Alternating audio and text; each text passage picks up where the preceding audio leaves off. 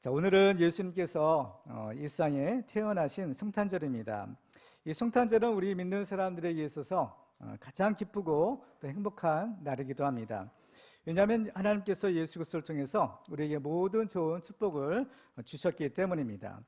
성경을 보면 하나님께서는 우리를 불쌍히 여기신다, 긍휼히 여기신다라고 하십니다.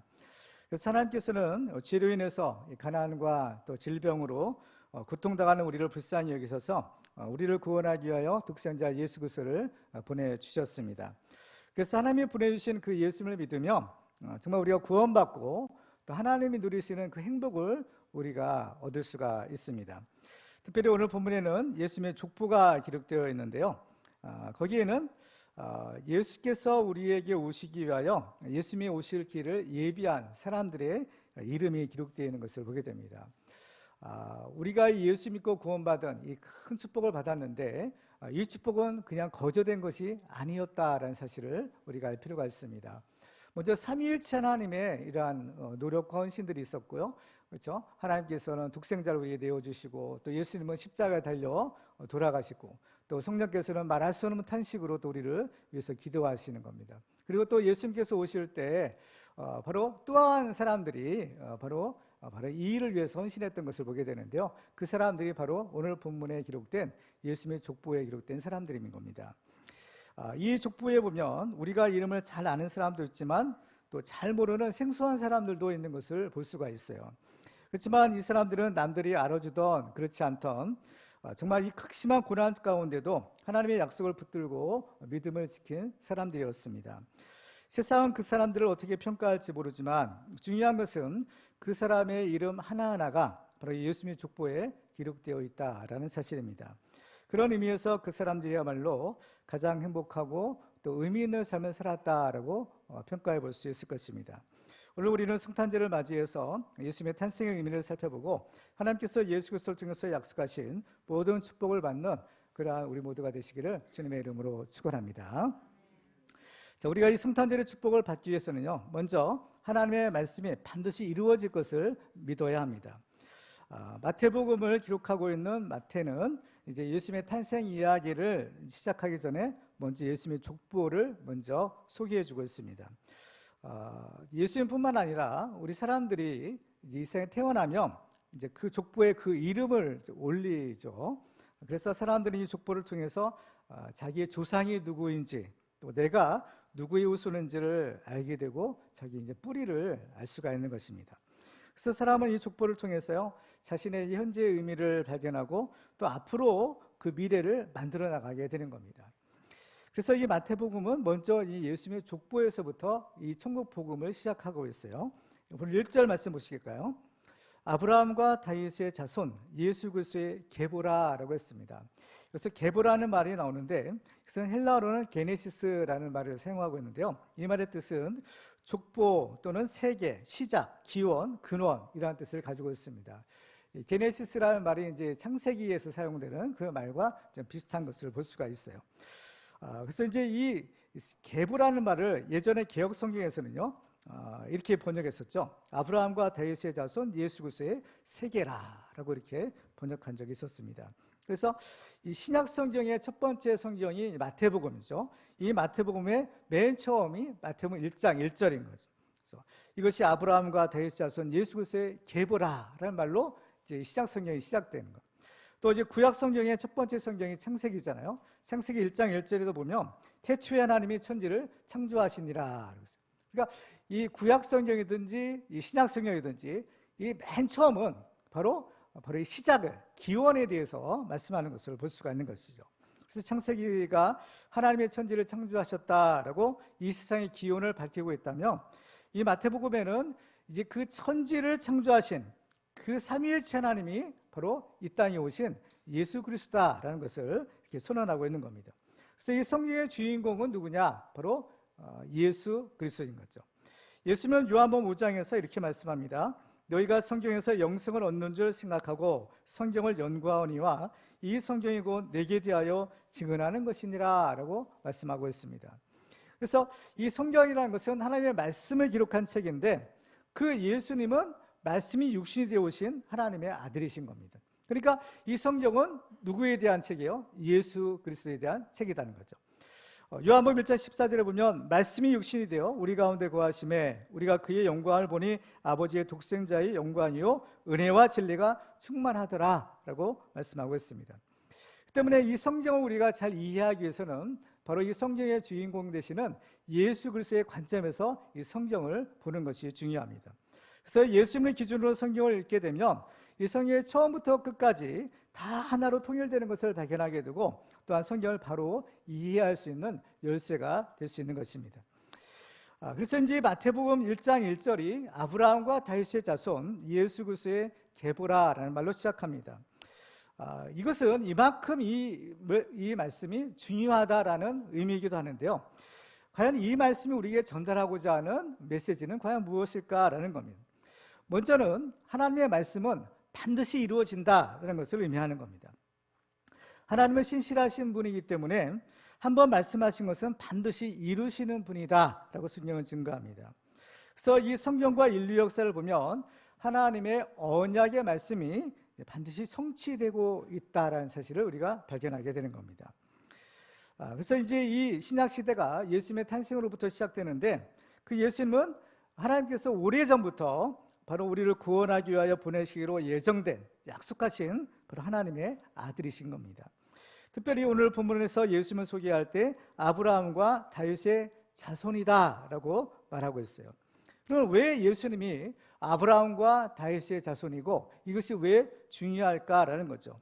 그것은 오래전부터 바로 하나님께서 약속하신 메시아가 바로 이 예수님이다라는 사실을 우리에게 알려주기 위한 것입니다.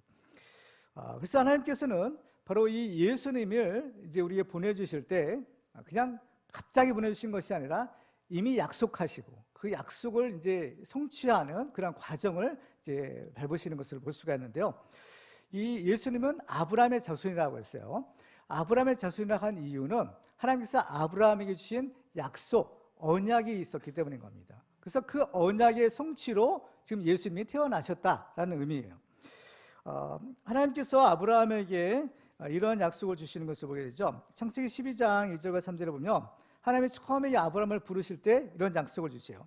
내가 너로 큰 민족을 이루고 내게 복을 주어 내 이름을 창대하게 하리니 너는 복이 될지라. 너를 축복하는 자에게는 내가 복을 내리고 너를 저주하는 자에게는 내가 저주하리니 땅의 모든 족속이 너로 말미암아 복을 얻을 것이라 하신지라라고 하시는 거예요. 그렇죠? 여기서 너는 복이 될지라라는 말은 예전 개역성경에 보면 너는 복의 근원이 될지라라고 했던 거죠. 왜? 바로 이 아브라함의 후손에서 예수님이 태어나실 것이기 때문인 거예요. 그리고 또 창세기 22장에 보면 이제 이 아브라함이 하나님의 말씀에 순종해서 이제 이삭을 모리아 산에서 이제 바치려고 하는 장면이 있었잖아요. 그때에도 보면 어때요? 하나님께서 이 아브라함에게 이런 약속을 주시는 거예요. 창세기 22장 17절에 보면요. 내가 네게 큰 복을 주고 내 씨가 크게 번성하여 하늘의 별과 같고 바닷가의 모래와 같게 하리니 내 씨가 그 대적의 성문을 차지하리라. 또 내 씨로 말미암아 천하 만민이 복을 받으리니 이는 내가 나의 말을 준행하였음이니라 하셨다니라. 여기서 보면 내 씨라는 말이 나와요. 씨, 뭐냐 자손이라는 겁니다. 그렇죠? 아브라함의 씨, 그 아브라함의 자손을 통해서 세계 만민이 천하 만민이 복을 받을 것이다라는 거죠. 그래서 예수 그리스도를 통해서 그야말로 이 말씀이 이제 실현되고 성취되었다라는 사실을 우리는 알 수가 있는 것입니다. 그리고 또 예수님께서 태어나실 것은 이제 다윗의 자손으로 태어날 거라고 했는데요. 다윗에게 주신 언약이 또한 있었던 것을 볼 수가 있어요. 다윗이 이제 성전을 건축하고자 하는 그 마음의 감동이 일어났을 때 나단 선지자에게 하나님의 성전을 건축하고 싶다라는 그런 자기의 소원을 이제 이야기하는 겁니다. 그때 하나님이 나단 선지자를 통해서 다윗에게 이런 축복의 말씀을 주세요. 사무엘하 7장 11절 이하에 보면요. 여호와가 또 내게 이르노니 여호와가 너를 위하여 집을 짓고 내 수완이 차서 내 조상들과 함께 누울 때에 내가 내 몸에서 날 내 씨를 내 뒤에 세워 그의 나라를 견고하게 하리라. 그는 내 이름을 위하여 집을 건축할 것이요 나는 그의 나라 왕위를 영원히 견고하게 하리라 라고 말씀합니다. 여기서 또 씨가 나오는데 하나님께서는 그의 나라 왕위를 영원히 견고하게 하리라, 영원한 왕이 되게 하리라 라고 말씀하시는 거예요.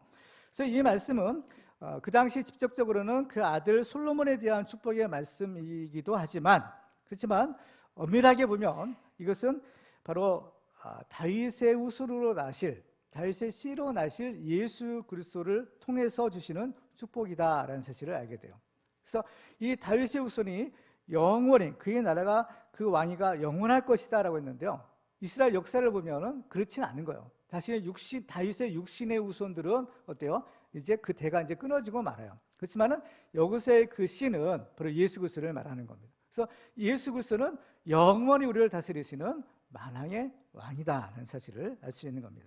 그렇기 때문에 예수님이 아브라함의 자손 또 다윗의 자손이다라는 것은 하나님께서 그들에게 약속하신 바로 그 메시아가 이제 예수님이다라는 사실을 우리에게 증언하고 있는 겁니다. 그리고 또 성경을 보면 하나님께서는 이 아브라함이나 또 다윗에게 주신 언약 이전에 벌써 아주 오래전부터 우리를 구원하시겠다라는 약속을 주신 사건이 있었어요. 그것이 바로 이제 에덴 동산에서 사람의 죄를 범할 때 주신 약속인데요. 창세기 3장 15절에 보면 내가 너로 여자와 원수가 되게 하고 내 후손도 여자의 후손과 원수가 되게 하리니 여자의 후손은 내 머리를 상하게 할 것이요 너는 그의 발꿈치를 상하게 할 것이니라. 뱀에게 주시는 말씀인데요, 특별히 여자의 후손이라는 말이 나와요. 여자의 후손은 바로 뱀의 머리를 상하게 할 것이다 라고 했어요. 그래서 이제 이 창세기 3장 15절을 이제 성경학자들은 원복음, 태초의 복음이라는 말을 이렇게 붙이고 있는데, 바로 여기서의 여자의 후손이라는 것은 누구냐? 바로 예수님을 의미하는 그런 표현인 겁니다. 왜 예수님을 가리켜 여자의 후손이라고 했을까? 그것은 첫 번째로는 예수님은 인간이 되어 오실 분이기 때문인 거죠. 그렇죠? 사람인 여자로부터 난 인간이 되어 오실 분이다라는 것이고, 또 두 번째는 예수님은 동정녀로부터 태어날 것이다라는 것이죠. 그러니까 그 예수님이 인간이 되어 오시긴 했지만 예수님의 그 육신의 아버지는 사실은 아닌 겁니다. 없는 거예요. 그래서 예수님은 어떻게 탄생하셔요? 성령으로 잉태된 거죠. 성령으로 잉태된 신분이에요. 그래서 오늘 보면 16절에 보시면 야곱은 마리아의 남편 요셉을 낳았으니 마리아에게서 그리스도라 칭하는 예수가 나시니라. 이스라엘 족보를 보면요, 다 누가 누구를 낳고 누구가 누구를 낳고 할 때 보면 누가 누구를 낳느냐 할 때 그 누구를 아버지예요. 그 아버지가 그 아들을 낳고요. 우리가 보면 생물학적으로는 엄마가 낳잖아요, 그죠? 엄마가 아이를 낳지만 이 족보에서는요, 그 엄마가 아니라 아버지 이름이 들어가는 겁니다. 그 아버지가 아들을 낳는 거예요. 그렇기 때문에 사실은 예수님은 그 아버지가, 육신의 아버지는 없죠. 그렇죠? 마리아가 이제 요셉과 정혼하긴 했지만 그 예수님이 잉태된 것은 성령으로 된 것이기 때문에 엄밀히 말하면 육신의 아버지는 없는 겁니다. 그래서 마리아에게서 그리스도라 칭하는 예수가 나으니라. 여기서 유일하게 이 누가 누구를 낳고 해서 마리아만 나오는 거죠. 성경에서 보면. 그래서 이 예수님의 탄생은 이제 하나님께서 오래전부터 약속하신 그 메시아의 그 예언이 드디어 성취되었구나라는 사실을 우리에게 증거하고 있는 것입니다.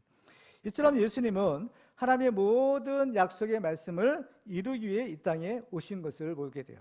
그래서 마태복음 5장 10절을 보면 내가 율법이나 선지자를 폐하러 온 줄로 생각하지 말라. 폐하러 온 것이 아니요 완전하게 하려 함이라. 진실로 너에게 이르노니 천지가 없어지기 전에는 율법의 1.1획도 결코 없어지지 아니하고 다 이루리라 하십니다.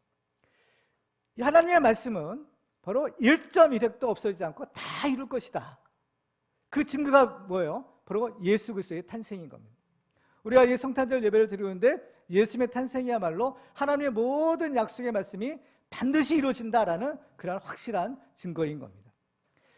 성경에는 여러 가지 약속이 이렇게 기록되어 있어요. 그렇죠? 그 중에서 가장 중요한 약속이 우리에게 또한 주어졌는데 그것은 무엇인가 하면 예수님이 다시 오실 것이라는 겁니다.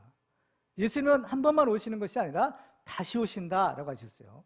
이게 이제 약속인 거예요.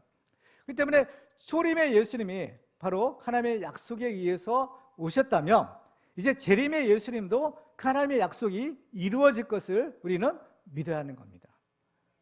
믿든 안 믿고는 여러분들의 자유예요. 그렇지만 중요한 사실은 그 약속은, 그 말씀은 반드시 이루어진다라는 겁니다.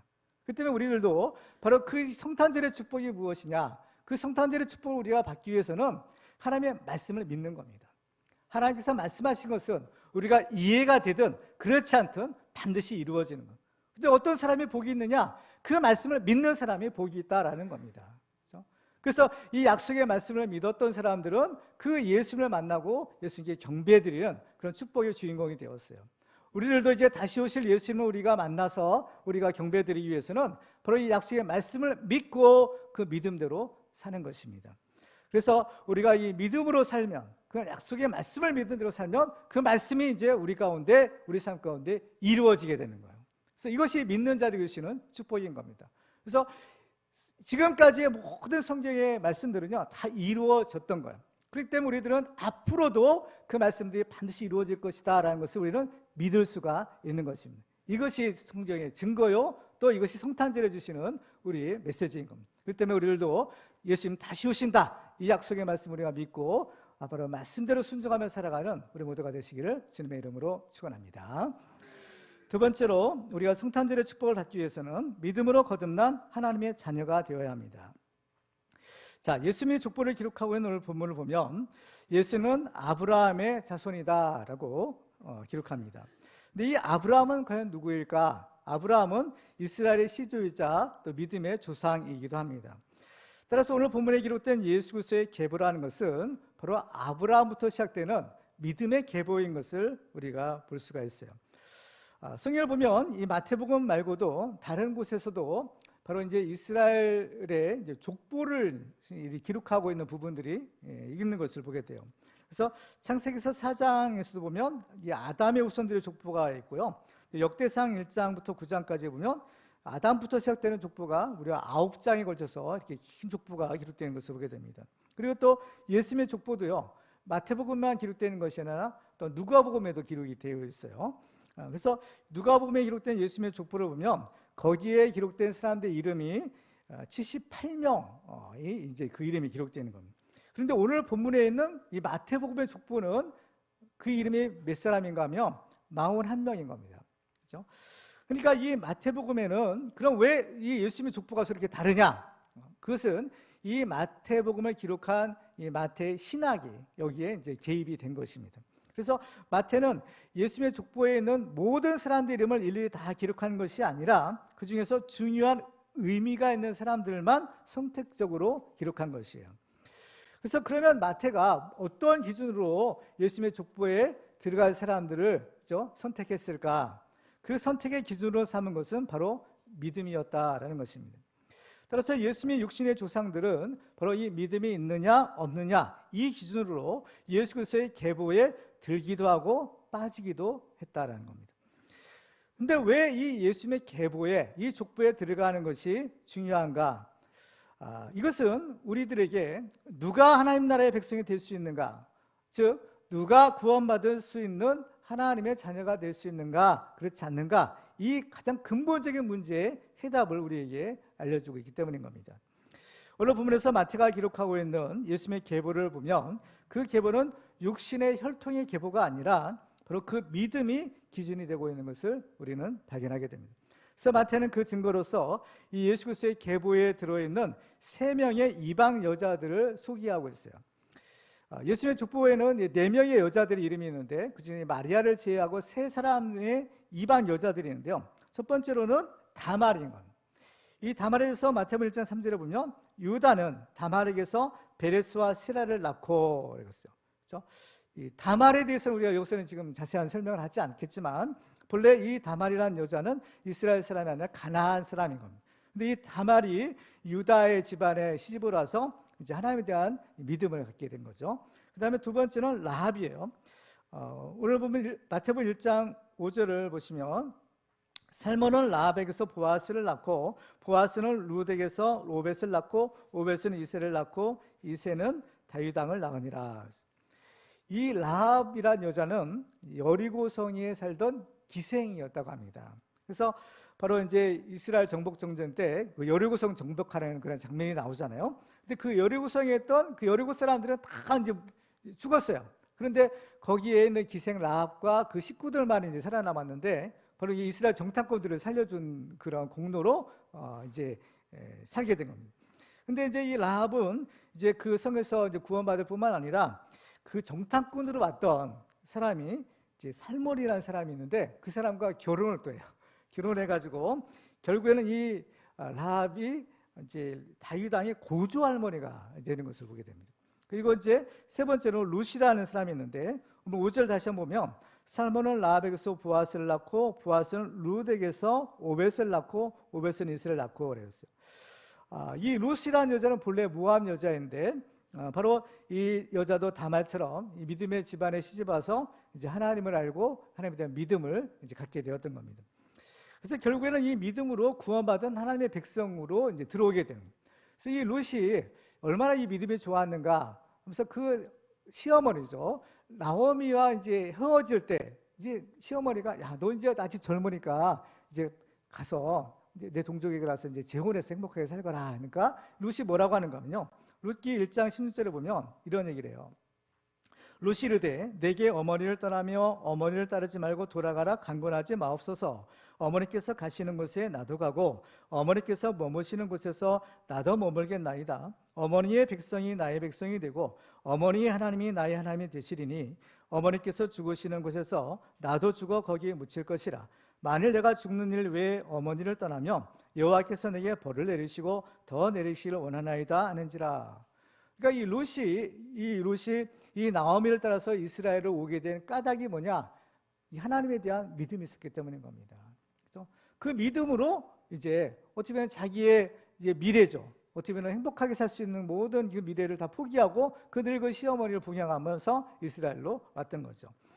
그 때문에 이 세 명의 여자들은 다 원래 이스라엘 사람들이 아니라 이방 출신들이고 또 더군다나 이 사람들은 여자들이었던 연약한 여자들. 그렇지만 이 사람들의 공통점은 뭐냐? 바로 하나님에 대한 믿음의 사람들이었다는 겁니다. 이 믿음으로 인해서 이 사람들은 예수님의 족보에 그 이름이 올라갔고 결국 구원받은 하나님의 백성이 됐고 바로 영광스러운 그 예수님의 족보의 이름의 주인공이 되었다라는 것입니다. 왜 그러면 이제 마태가 예수님의 이 거룩한 이 족보에 또 이러한 여자들의 이름을 이렇게 넣었을까라는 거죠. 그 당시 상식적으로는 이런 족보의 보통 기록이 아닌데 그럼에도 불구하고 이 여자들을 이렇게 예수님의 족보에 넣은 까닭이 있는 겁니다. 그것은 그 당시에 이제 유대인들이 자기들의 이 혈통을 자랑했던 거예요. 우리는 누구냐? 야, 우리는 아브라함의 자손이다.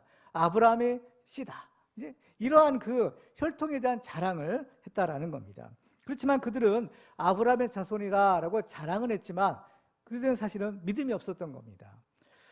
그렇기 때문에 이 마태는 바로 예수님의 족보를 기록하면서 바로 이 그들의 예수님의 족보 가운데는 그들이 자랑하는 순수한 혈통이 아니라 바로 이방 민족의 여인들의 피가 들었다.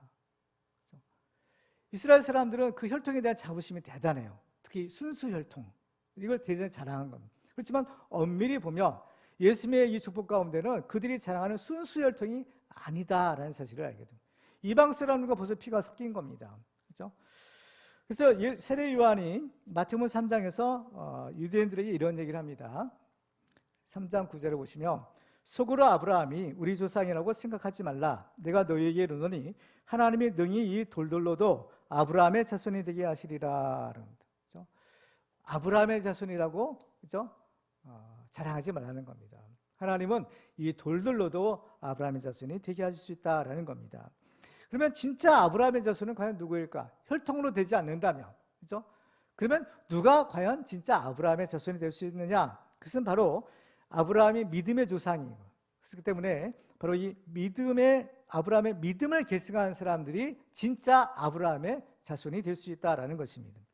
그 때문에 혈통으로는 아브라함의 자손이라고 하더라도 그 믿음을 계승하지 못하면 바로 아브라함의 자손이 될 수 없고, 또 이와 반대로 혈통으로는 아브라함의 자손이 아닐지라도 믿음으로 거듭난 바로 구원받은 아브라함의 자손이 될 수 있다라는 것입니다. 그래서 요한복음 1장 12절과 13절에 보면 영접하는 자, 곧 그 이름을 믿는 자들에게는 하나님의 자녀가 되는 권세를 주셨으니 이는 혈통으로나 육정으로나 사람의 뜻으로 나지 아니하고 오직 하나님께로부터 난 자들이니라. 혈통으로나 육정으로나 나지 않는다는 거죠.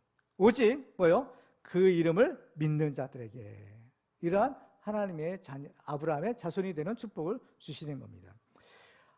아브라함의 후손이 된다는 것은 무슨 뜻인가 하면 아브라함의 축복을 물려받는다는 겁니다. 자녀들은 그 부모의 유산을 상속받을 수 있는 거예요. 이 상속권이 중요한 겁니다. 그래서 아브라함의 자손이 되는 것이 왜 중요하냐? 하나님께서 아브라함에게 주신 축복이 있기 때문인 거죠.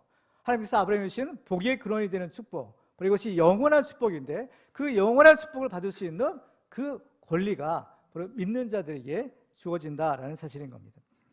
그래서 갈라디아서 3장 6절에 보면 아브라함의 하나님을 믿음에 그것을 그에게 의로 정하셨다함과 같으니라. 그런즉 믿음으로 말미암는 자들은 아브라함의 자손인 줄 알지어다. 아브라함도 믿음으로 말미암아 의롭다함을 받았고 복의 근원이 되었은즉 이제 믿음으로 말미암는 사람들, 믿는 자들이 아브라함의 진짜 영적인 자손이 되어 아브라함의 축복을 물려받는다는 사실을 우리에게 가르쳐주고 있는 것입니다. 그렇기 때문에 정말 우리들은 바로 이 믿음으로 거듭난 하나님의 자녀가 되는 것, 바로 이것이 이 성탄절에 주시는 가장 중요한 축복인 겁니다. 우리는 사실은 우리는 이스라엘 사람도 아니고 사실은 육신적으로 보면 아무 상관이 없는 사람들인 거예요. 그렇지만 중요한 것은 하나님께서 그 예수 그리스도를 보내주시고 그 예수를 믿기만 하면 믿음으로 우리는 영적인 아브라함의 자손이요 거룩한 하나님의 자녀가 되는 이 축복을 받을 수 있다는 겁니다. 그래서 우리들은 예수님을 믿음으로 하나님 주시고자 하는 이 성탄의 축복을 우리가 받을 수 있다는 사실을 알게 됩니다. 오늘 예배를 드리는 우리 모두에게도 바로 예수를 믿고 거듭나는 이러한 축복이 임하시기 바랍니다. 우리는 예수를 믿으셔야 됩니다. 믿을 때 하나님 주시는 축복을 받을 수가 있어요. 그렇죠? 믿음으로 예수 믿고 믿음으로 구원받고 믿음으로 하나님의 축복을 받는 우리 모두가 되시기를 주님의 이름으로 축원합니다. 마지막으로 세 번째로 우리가 성탄절의 축복을 받기 위해서는 믿음의 계보를 잇는 거룩한 씨가 되어야 합니다. 자, 오늘 본문을 보면 이제 하나님이 언약이 성취되는 때와 관련해서 이 마태의 족보에 기록된 또 하나의 특징을 우리가 발견할 수가 있는데요. 그것은 이 마태의 족보가 이제 세 단계로 이루어졌다라는 사실인 겁니다. 자, 17절 말씀 볼까요? 그런즉 모든 대수가 아브라함부터 다윗까지 14대요 다윗부터 바벨론으로 사로잡혀 갈 때까지 14대요 바벨론으로 사로잡혀 간 후부터 그리스도까지 14대라. 바로 예수님의 족보를 이제 14대씩 세 부분으로 이제 나누어 것을 볼 수가 있어요. 그래서 마태는 아브라함부터 시작해서 예수님까지 14대씩을 하나로 묶어서 바로 이제 세 번의 14대다라고 이제 말하는데 마태가 이렇게 시대적인 구분한 이유가 있는 겁니다. 그것은 이제 하나님이 약속하신 구원의 때가 드디어 되었다, 드디어 성취되었다라는 것을 강조하기 위함인 거죠. 하나님께서 아브라함이 약속한 것이 다윗 때까지 무려 14대의 세월이 흘렀다는 겁니다. 그리고 또 이 다윗의 후손이 바빌론에게 멸망을 당할 때까지 또 14대의 세월이 흐른 거예요. 그리고 이 바벨론의 포로로 끌려간 후부터 또다시 14대가 흐르니까 이제 그때 예수님이 탄생하시는데 바로 이때가 하나님이 약속하신 구원의 때가 드디어 되었다라는 것을 이제 의미한다라는 겁니다. 유대인들은 7이라는 숫자를 완전수로 보았는데요. 14, 이제 14대라고 했죠. 14라는 숫자는 7이 2번 있는 그런 숫자입니다. 그러니까 정말로 7 자체만으로도 완전수인데 7이 2번이나 있어요. 그건 뭐냐? 충분하고 또 충분하다, 완전하고 또 완전하다라는 겁니다. 근데 모든 시간들을 이렇게 구분하는 것은 조금 이렇게 맞지 않을 수가 있어요. 그렇지만 예수님의 족보를 이렇게 14대씩 이렇게 세 등분을 한 것은 바로 여기에 이러한 의미가 있는 겁니다. 그러니까 이것은 예수님이 이제 탄생하신 것은 하나님의 때가 완전히 차고 완전히 이루어졌다라는 것을 이제 의미한다라는 것입니다. 그 때문에 예수님의 이제 오심은 오래전부터 약속한 것인데 드디어 이제 그때가 이제 된 것입니다.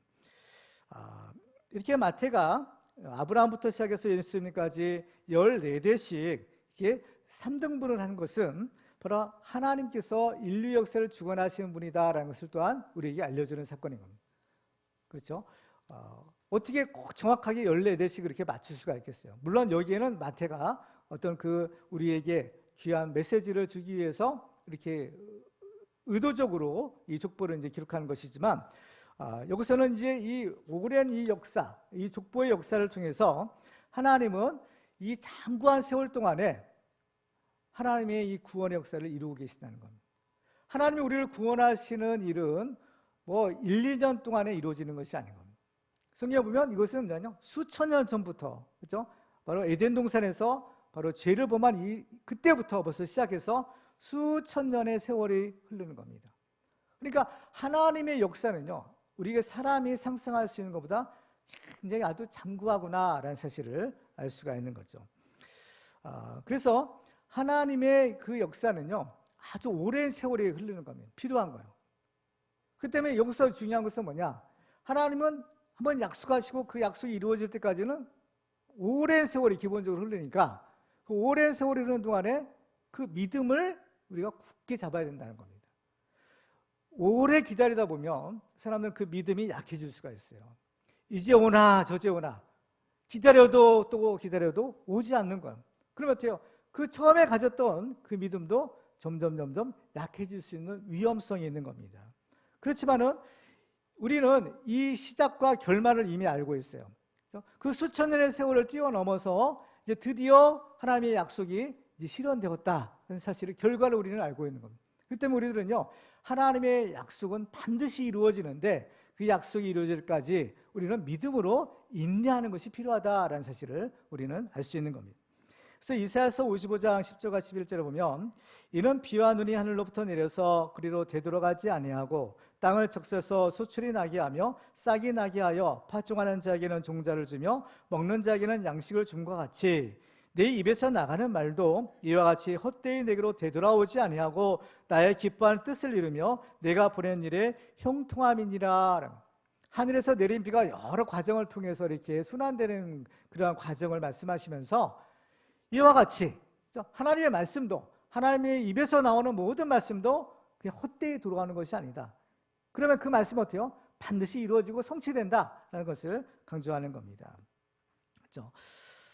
초대교회 성도들 가운데는 예수님께서 다시 오신다라는 약속이 자기들 당대에 이루어질 것이다라고 생각했던 적이 많았어요. 근데 약속하신 예수님이 오시지를 않는 겁니다. 그렇죠? 그래서 초대교회 성도들 가운데는 실망하거나 낙심한 사람들이 많았던 거예요. 그래서 베드로 사도가 베드로후서 3장 8절에서 이렇게 말씀하는 것을 보게 됩니다. 사랑하는 자들아, 주께는 하루가 천년 같고 천년이 하루 같다는 이 한 가지를 잊지 말라. 주의 약속은 어떤 이들이 더디다고 생각하는 것 같이 더딘 것이 아니라 오직 주께서는 너희를 대하여 오래 참으사 아무도 멸망하지 아니하고 다 회개하기에 이르기를 원하시느니라. 왜 예수님이 빨리 안 오시느냐라는 거죠. 그것은 바로 하나님은 한 사람이라도 더 구원하기를 원하시는데 이것이 그 이유인 거예요. 하나님의 시간인 거죠. 하나님께서는 그야말로 천년은 하루같이 하루를 또 천년같이라고 하시는 거예요. 그러니까 이 하나님의 시간의 관점에서 중요한 것은 예수님이 빨리 오시고 안 오시고 이게 중요한 것이 아니라 한 사람이라도 더 구원하는 것이 중요하다는 겁니다. 왜? 이것은 우리 생명에 관한 거죠. 우리 같으면, 우리 이미 예수 믿고 우리 같으면 어때요? 예수님 좀 빨리 오셨으면 좋겠다. 그렇죠? 이게 우리의 소망이에요. 간절한 소원이지만 그렇지 않고 만약에 믿지 않는 사람들의 이런 입장에서 본다면 어떨까? 아직 예수를 믿지 않았는데 예수님 막 오셔. 금방 오셔. 그럼 어떻게 되겠어요? 이게 정말 큰일 아니겠어요? 우리는 이미 예수를 믿었기 때문에 예수님은 언제 오듯이 뭐 상관없어요, 사실은. 그런데 만약에 우리가 아직 믿고 있지 않은 상태라면 어떨까 하는 거예요. 지금 당장 만약에 오신다면 그건 좀 곤란하겠잖아요. 그렇죠? 그렇기 때문에 하나님께서는 한 사람이라도 더 구원하기 위하여 지금 그때를 사실은 늦추고 계시는 겁니다. 그렇죠? 그 때문에 오직 주께서는 너희를 대하여 오래 참으사 아무도 멸망하지 아니하고 다 회개하게 이르기를 원하신다라는 겁니다. 성경에 보면 모든 일에는 다 이때가 있다라고 말씀하시는 거예요. 그래서 성경은 이 때를 분별하며 사는 것이 지혜자의 삶이다라고 말씀합니다. 그래서 헬라어를 보면 때를 의미하는 두 가지의 단어가 있어요. 우리말로는 당연히 때예요. 그렇지만은 헬라어에는 이 때가 구분이 되는 겁니다. 바로 이것이 크로노스의 때와 또 카이로스의 때예요. 이 크로노스의 시간이라는 것은 우리가 일반적으로 알고 있는 그러한 물리적인 시간인 겁니다. 그래서 하루는 24시간, 또 1년이면 365일, 뭐 이러한 시간이 우리가 일반적으로 알고 있는 그런 크로노스의 시간인 겁니다. 근데 이 시간 말고 또 특별한 의미가 있는 시간이 있는데, 그것이 바로 카이로스의 시간인 겁니다. 이것은 어떤 특별한 의미가 부여된 시간을 의미할 때 바로 이 단어가 사용되는 거예요. 그래서 이 크로노스가 모든 사람들에게 동일하게 적용되는 시간이라면, 그렇죠? 모든 사람이 하루 24시간이잖아요. 그러면 이 카이로스는 바로 모든 사람에게 적용되는 것은 아닌 겁니다. 이것은 모든 각각의 사람들에게 또 각각의 다른 의미로 부여되는 주관적인 시간입니다. 그래서 이런 단어들을 오늘 본문에 적용시켜 본다면, 이 크로노스의 시간은 우리 인간의 시간이라고 볼 수 있고, 이에 비해서 카이로스의 시간은 하나님의 시간이다라고 볼 수 있는 겁니다. 그래서 히브리서 13장 8절에 보면 예수 그리스도는 어제나 오늘이나 영원토록 동일하시니라. 그러니까 이 하나님은 우리 인간의 시간인 크로노스의 시간을 초월하여 존재하시는 영원하신 하나님인 거예요. 하나님의 시간과 공간을 초월하여 계시잖아요. 근데 그 시간을 초월할 때, 그렇죠? 그 인간의 시간인 크로노스의 시간을 초월하여 존재하시는 영존하시는 하나님인 겁니다. 그래서 이 하나님의 세계에서의 시간은 바로 이 크로노스의 시간이 의미가 있는 것이 아니라 바로 카이로스의 시간이 의미가 있는 거죠. 특별히 성경에 기록된 하나님의 약속들이 언제 이루어지느냐, 그것은 바로 인간의 때가 아니라 하나님의 때가 찰 때인 겁니다. 그러니까 이 하나님의 바로 이 카이로스의 시간이 찰 때, 그때의 하나님의 약속들이 이루어지는 것이에요. 그 때문에 우리 인간적인 관점에서 보면 바로 왜 이렇게 하나님의 약속이 이루어지지 않느냐라고 불평할 수도 있어요. 그렇지만 하나님의 시간인 이 카이로스의 관점에서 보면 하나님의 약속은 반드시 이루어지고 만다는 겁니다. 다만 우리 인간의 관점에서 볼 때 이것이 더디다라고 느껴질 뿐인 거죠. 그래서 민수기서 23장 19절에 보면 하나님은 사람이 아니시니 거짓말을 하지 않으시고 인생이 아니시니 후회가 없으시도다. 어찌 그 말씀하신 바를 행하지 않으시며 하신 말씀을 실행하지 않으시랴라고 말합니다. 따라서 이 인간의 이 크로노스의 시간 속에 살던 사람들이 이제 믿음의 눈을 뜨고 우리가 이제 신앙생활을 하게 돼요. 이 신앙생활을 하게 된다는 것은 바로 이제 우리가 하나님의 시간, 그 카이로스의 시간 속으로 이제 들어가는 것을 의미하는 겁니다. 이제 우리는요, 하나님의 시간 속으로 우리가 그 안에 이제 들어가서 하나님 앞에서의 의미 있는 삶을 살아가는 것이 예수 믿고 구원받는 자의 삶이라는 것입니다. 그렇기 때문에 우리가 이제 예수를 믿는 사람들, 하나님을 믿는 사람들은 바로 하루하루를 살아도 그것이 이제 의미 없는 것이 아닌가. 하루를 살아도 이것은 하나님의 시간으로 사는 겁니다. 그렇기 때문에 우리 인간이 몇 년을 살고 죽느냐, 사실 이것은 그렇게 크게 중요하지는 않는 거예요. 우리들은 장수의 축복을 받기 원하잖아요. 요즘에는 뭐 80은 뭐 기본으로 웬만한 건강하신 분들은 사시는 것 같아요. 그래서 뭐 한 100살까지는 조금 이제 못 미치지만 뭐 그 정도 연세가 되시면 이제 가시는 겁니다. 근데 뭐 그 전에 가시는 분도 계시고 또 이렇게 또 한 뭐 100살까지 뭐 사시는 분도 계시는데 그렇게 몇 년 더 살고 못 살고 이게 사실 중요한 건 아닌 겁니다. 예수를 믿는 사람은요, 이런 뭐 인간의 그 육신의 수명이 뭐 100년을 살든 200년을 살든 이게 중요한 것이 아니라 하나님 앞에서 어떻게 사느냐, 하나님의 이 카이로스의 시간 속에서 어떤 의미를 가지고 사느냐, 이것이 사실은 중요한 겁니다. 그렇죠? 그래서 예수님도 보면 예수님이 뭐 30세 때부터 이제 공생애 시작하시고 한 3년 동안 이렇게 공생애를 이제 사셨는데 예수님을 보면 한 33세 정도에 이제 돌아가신 거예요. 그렇죠? 그렇지만 예수님의 이 공생의 이 3년이라는 것은 그 어떤 사람도 해낼 수 없는, 그야말로 하나님 앞에서는 가장 중요한 시간들을 사셨다는 겁니다. 그렇죠? 그 때문에 우리 인생도 정말 하나님 앞에서 의미 있는, 그야말로 가치 있는 삶을 살기 위해서는 이 하나님의 시간 속에서 우리가 하나님 주시는 그 사명을 따라 사는 것이 중요한 겁니다. 이 세상을 떠날 때 뭐 후회 없이 잘 살았구나, 다 이뤘구나 라는 이러한 삶을 살기 위해서는요, 하나님의 시간으로 살아야 되는 겁니다. 그 하나님의 시간으로 산다는 것은 무엇인가 하면 하나님이 주신 사명을 따라 사는 것을 의미하는 겁니다. 오늘 본문에 있는 이 마태의 족보에는 많은 사람들의 이름이 기록되어 있어요. 우리에게는 생소하고 낯선 사람들이지만 그 사람들이 감당해야 될 가장 중요한 사명이 있었다는 겁니다. 그건 무엇인가 하면 바로 이 믿음의 계보를 이어서 내려가는 겁니다.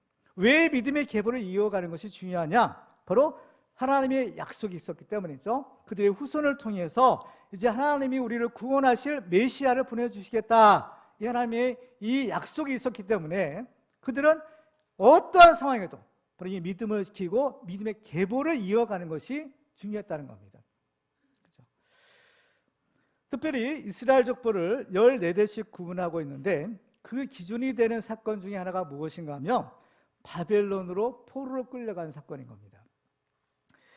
그래서 이 바벨론 포로가 하나의 이 예수님의 족보의 전환점이 되는 거예요. 전환 14대씩 구분할 때. 근데 이사야 6장 13절에 보면 이런 말씀이 있습니다. 그 중에 10분의 1이 아직 남아있을지라도 이것도 황폐하게 될 것이나 밤나무와 상수리 나무가 배임을 당하여도 그 그루터기는 남아있는 것 같이 거룩한 씨가 이 땅의 그루터기니라 하시더라. 이 땅의 그루터기라는 겁니다. 나무는 이미 베어졌어요. 그렇죠? 나라는 이미 망한 겁니다. 나라는 망해서 마치 큰 나무가 그 몸통이 베어져서 쓰러진 것 같아요. 이제는 보면 그 나무가 베어졌으니까 어때요? 아, 이 나무는 이제 끝났구나, 이제 소망이 없구나, 죽었구나 라고 생각하지만 그렇지 않다는 겁니다. 바로 이 땅의 그루터기니라, 거룩한 씨가 이 땅의 그루터기다 라고 하세요. 왜냐? 그 몸통은 베어졌지만 이제 그루터기는 남아있는 겁니다. 그 그루터기가 남아있으면, 그루터기가 살아있다면 거기에는 새로운 싹이 나올 수 있는 거죠. 하나님께서는 다시 시작하신다는 거죠.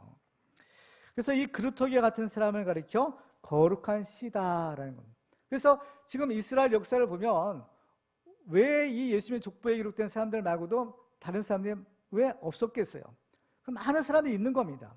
그렇지만 이 사람들이야말로 그 고난의 시대, 그 어려운 시대에 바로 하나님의 약속의 말씀을 붙들고 믿음을 지켰던 사람들이기 때문인 겁니다. 바로 이 사람들이야말로 거룩한 씨요, 바로 이 땅의 그루터기와 같은 그러한 사람들이었다라는 것입니다. 이사야 선지자가 장차 오실 메시아에 대해서 이사야 11장 1절에서 이렇게 예언합니다. 이새의 줄기에서 한 싹이 나며 그 뿌리에서 한 가지가 나서 결실할 것이요 라고 했어요. 이새의 줄기라는 것은, 이새는 이제 다윗의 아버지죠. 그러니까 이새의 줄기에서 싹이 난다는 것은 그 다윗의 후손이다라는 의미인 겁니다. 근데 그 줄기에서 한 싹이 나는데, 이 줄기에서 한 싹이 난다라는 말을 기억하면 이 나무의 그루터기에서 난다는 겁니다. 그루터기. 뭐요? 몸통은 베어졌어요. 그렇지만 그 그루터기가 남아있어서 그 남은 자, 그 남은 그루터기에서 이 이새의 줄기에서 싹이 나는 거예요. 그리고 그 뿌리에서 한 가지가 나서 결실할 것이다 라고 말씀하는 겁니다. 나무 기둥은 베어졌지만 그 남은 뿌리에서 이제 가지가 나서 결실을 맺게 된다는 거죠. 그래서 이사야 53장 2절에 보면 그는 주 앞에서 자라나기를 연한 순 같고 마른 땅에서 나온 뿌리 같아서 고운 모양도 없고 풍채도 없은즉 우리가 보기에 흠모할 만한 아름다운 것이 없도다라고 했어요. 줄기에서 싹이 난다라고 했는데 바로 예수님은 주 앞에서 자라나기를 연한 순 같고 라고 했어요. 순 중에서 연한 순은 어때요? 가장 연약한 겁니다. 그냥 건드리기만 하면 그냥 부서져 버리는 거죠. 그렇게 연약한 순 같고 마른 땅에서 나온 뿌리 같다는 거예요. 이 마른 땅이에요. 옥토가 아니라 아주 메마른 땅, 척박한 땅, 그 기근의 땅에서 이 뿌리가 나오는 거예요. 그러니 이것이 어때요? 볼품이 없는 거죠. 그렇죠? 이게 비가 내리고 이 좋은 옥토에서 이제 자라는 이 싹이나 또 이 뿌리가 아주 이제 튼튼한데 그렇지 않은 거야. 아주 메마른 땅, 척박한 땅, 이 기근의 땅, 이 저주의 땅에서 이 뿌리가 나고 싹이 난다는 거죠. 그러니까 이것은 무슨 의미냐? 바로 예수님이 오시지만 이것은 고난을 통해서 오신다는 겁니다. 고난을 통해서. 그렇지만 이 고난을 듣고 자라난 연한 순 같은 예수님은 바로 이 땅에 믿음의 계보를 잇는 거룩한 씨가 되시는 겁니다. 그래서 그 거룩한 씨가 이제 이 땅에 오셔서 그 씨가 죽음으로 이제 우리는 사는 생명의 열매를 맺게 된 거예요. 요한복음 12장 14절에 보면 내가 진실로 너희에게 이르노니 한 알의 밀이 땅에 떨어져 죽지 아니하며 한 알 그대로 있고 죽으면 많은 열매를 맺느니라 라고 했어요. 이 거룩한 씨가 결국 어때요? 하나님 그대로 있는 것이 아니라 죽으셨다는 겁니다. 죽으셨기에 그 씨가 이제 많은 열매를 맺게 된 거죠.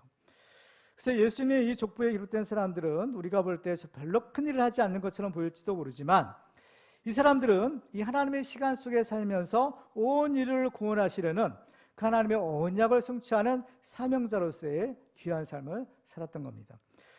그래서 그들은 고난의 세월을 바로 이 믿음으로 살고 그들 자신이 거룩한 씨가 되어 장차 오실 예수 그리스도를 이제 소망하며 그 예수님의 오실 길을 예비하는, 그 예수님의 오실 길을 닦는 그러한 삶을 살다가 간 것입니다.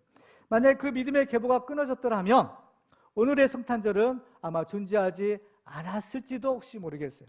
하지만 예수님이 이 성탄절에 오셔서 우리를 구원하신 이 기쁜 소식을 우리에게 전할 수 있었던 것은 바로 그러한 믿음의 계보를 이었던 사람들이 있었다라는 겁니다.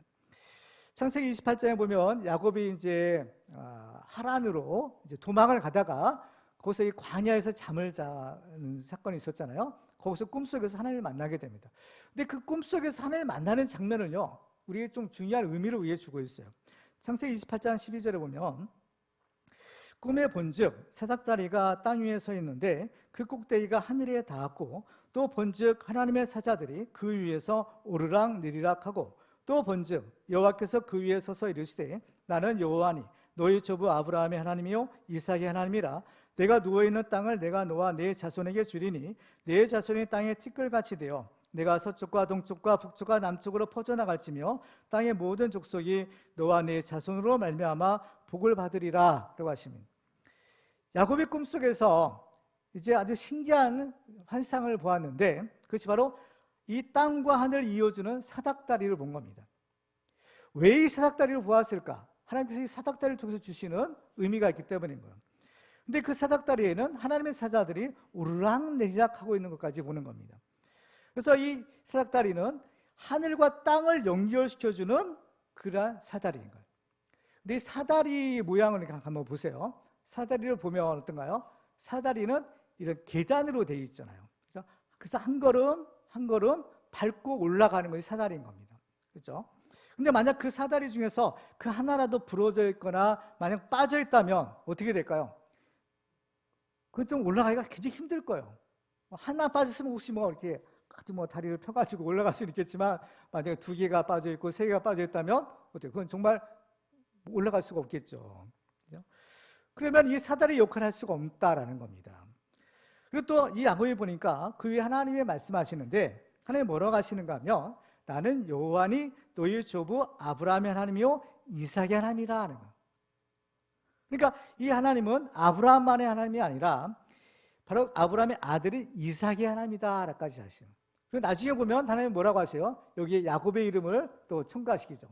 나는 아브라함 하나님, 이삭의 하나님, 야곱의 하나님이다 라고 하시는 겁니다. 그렇죠? 이것은 뭐냐?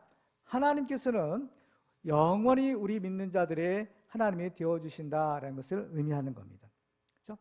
이렇게 아브라함과 이삭과 야곱 세대에 걸친 믿음의 족장들과 함께 하신 하나님은 자기의 칭호를 아브라함의 하나님, 이삭의 하나님, 야곱의 하나님이라는 거예요. 이거는 3대예요. 물론 이제 3대지만 이것은 계속해서도 그들의 자손들과 함께 하시겠다라는 의미가 있는 겁니다.